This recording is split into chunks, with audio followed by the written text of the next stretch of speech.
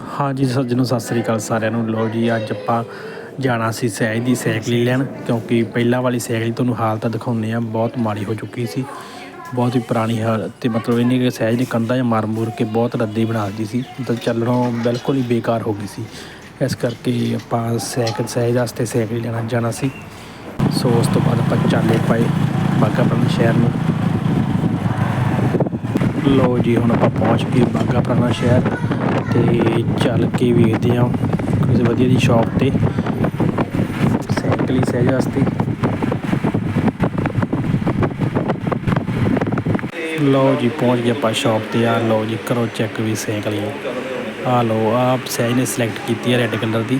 ਦੇਖੋ ਫਿਰ ਕੱਲ੍ਹ ਸ਼ਾਮ ਨੂੰ ਆਉਂਦਿਆਂ ਆਉਂਦਿਆਂ ਹਨੇਰਾ ਹੋ ਗਿਆ ਸੀ, ਇਸ ਕਰਕੇ ਸਹਿਜ ਤੋਂ ਸਾਈਕਲ ਹੀ ਨਹੀਂ ਚਲਾਈ ਗਈ। ਅਤੇ ਸੁਬਾਹ ਮੋਰਨਿੰਗ ਤਿਆਰ ਹੋ ਕੇ ਸਹਿਜ ਨੇ ਸਕੂਲ ਲਈ ਰੈਡੀ ਹੋ ਕੇ ਉਸ ਤੋਂ ਬਾਅਦ ਸਾਈਕਲ ਦੇ ਝੂਟੇ ਲਏ। ਅਤੇ ਦੱਸੋ ਫਿਰ ਤੁਸੀਂ ਵੀ ਕਿਵੇਂ ਲੱਗੀ ਸਾਈਕਲ ਹੀ।